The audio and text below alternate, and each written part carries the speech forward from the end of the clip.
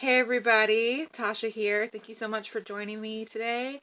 And this video, I wanted to start doing something like, I guess you can call it a series, titled For the Love of Horror, because I am a horror lover, and I want to share that with you. I would like to do more horror reviews, just and talk about horror in general. In this video, I'm going to discuss how I got into horror and why I love horror. Um, I'm almost 30, and I just, horror has been a part of my life forever, it feels like. So, yeah, hopefully this will become a regular thing. I know that there are a few other things out there called For the Love of Horror. I know there's like a book, there's like a Facebook community page or whatever, and a podcast, but the podcast isn't, from what I've seen, it's not regular. Like, it doesn't seem like it, um, is a regular thing. Um, but For the Love of Horror really kind of encapsulates what I want to talk about fairly well, like why I love horror and like why certain movies are my favorite and stuff like that. So, yeah, let's get started. As I stated, I'm almost 30 years old. I'll be 30 in May.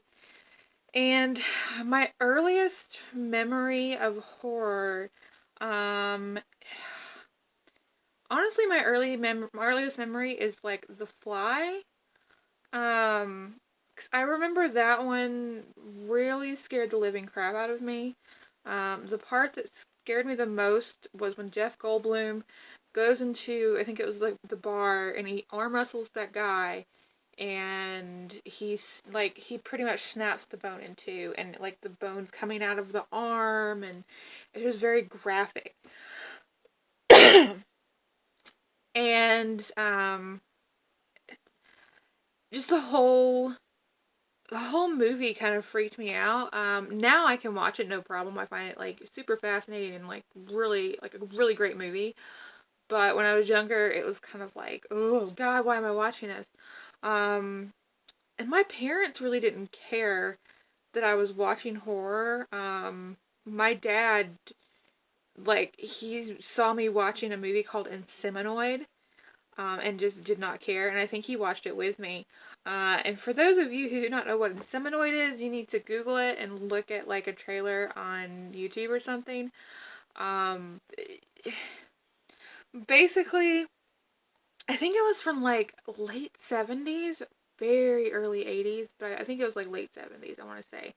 Um, there's these people on a spaceship,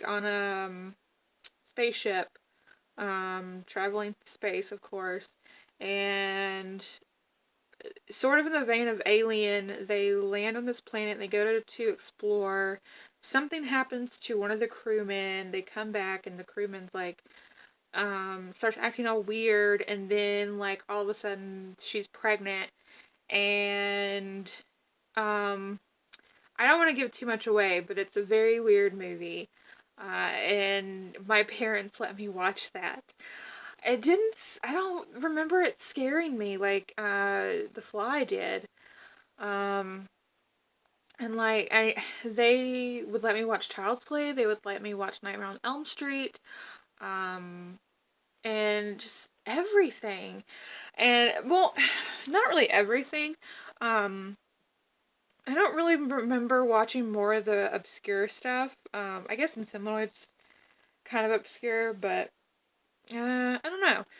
Um, and yeah, like growing up, that was what I would always gravitate towards. Like I said, Child's Play, Nightmare on Elm Street, Hellraiser, and sure, I enjoyed, comedy, Disney, action, stuff like that, but horror was always the thing that, attracted me.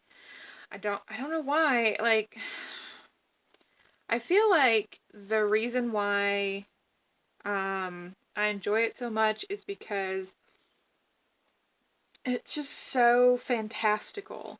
I know there's fantasy movies that are fantastical, duh, they're fantasy, but like just watching somebody have this horrible thing be done to them in the most extreme way you can possibly imagine just fascinates me, and I'm just like, I want to know what happens next. Like, does this person survive? Do they die? Are they going to get through this? Are they going to defeat the antagonist? Like, what's gonna happen? And I just, I don't know. Like, I remember when I watched Child's Play as a kid, for the longest time, I made my parent, like when I would go to bed, I would make my parents put all of my animals in my toy trunk, or my like stuffed animals and dolls and everything into a toy trunk, and I would make them put like two cylinder, like the concrete cylinder or concrete blocks. That's what I'm looking for. Concrete blocks on top of it, because I was terrified that they were gonna come alive in the middle of the night and they were gonna like kill me or something. That lasted for like 6 months probably. Um, and then I remember, what was it? Nightmare on Elm. I can't remember which Nightmare on Elm Street I watched, but I remember following the movie. Um, I had to go take a bath, and I sat away from the drain of the tub, like very very back of the tub, and I was terrified that Freddy was going to come out of the drain and get me. Um, and then it kind of made me terrified of clowns as a kid. Um, right now they kind of like creep me out, but back then I was terrified of them to the point where like I remember uh, my parents took me and my brother to the circus one day, and I think my mom had taken me down to go to the bathroom because we were under like the big top tent or whatever. She took taken me to go to the bathroom, and when we came back, there was a clown, and she wanted me to get my picture with the clown, and I was terrified. I was crying and sobbing, and I did not want to do it, but she made me do it. And in the picture, it's a Polaroid. Um, you can see, like, I'm just terrified, and I'm crying, and you can see it in the picture. And the clown, oh my god, he looked terrified as well. That he was holding this child that was screaming, and the adult, like the parent, was taking the picture instead of comforting their child. And then later, like when we were leaving, and my dad's like, "You were going to take a picture with a clown, and you were going to be happy." It, yeah. So I ended up taking a picture with a clown and looking happy. I think I have that picture somewhere still around here. I've got to look for it. I know my parents still have the picture of me crying with the clown put up somewhere. I don't know. Um, but yeah, now, like I said, they creep me out. But not to the point. Sorry. But not to the point where I would do that again if I ever encountered one, unless they were carrying a knife or a chainsaw or something to that matter. Um, so yeah, as a kid, I was introduced to an abundance of horror movies, and as I grew older, it only grew and grew from there. Um, and then once the internet became a thing, that opened up a whole new thing for me to explore horror, and it I met some really cool people, and but now um as an adult, it's kind of great because I've found this community of people my age and older who also love horror and possibly love it even more than I do. And I kind of feel though that I'm not fully into it like I once was, just because of I don't collect as much anymore because of my current situation, living with my parents and stuff. I don't want to like clutter, but I think that's going to change once we move. And yeah, I want to get all the horror stuff because I see all of my friends in the Facebook groups, posting all of the cool stuff that they found. And if it wasn't for these Facebook groups, these horror communities on Facebook, and then the people on YouTube that I've been watching, like Johnny Tellez, Mr. Tony the Dead, Skin Slip, Zara Nizrak, all them, like, I would never have found these other horror movies that I now love. But it's kind of like created this like little bit of envy in me because I'm like, oh my gosh, they have that stuff. I want that stuff. Just to have it on my shelf and to look at it and be like, oh my god, like that's my favorite movie, or that's my favorite figure from my favorite movie, and da da da da.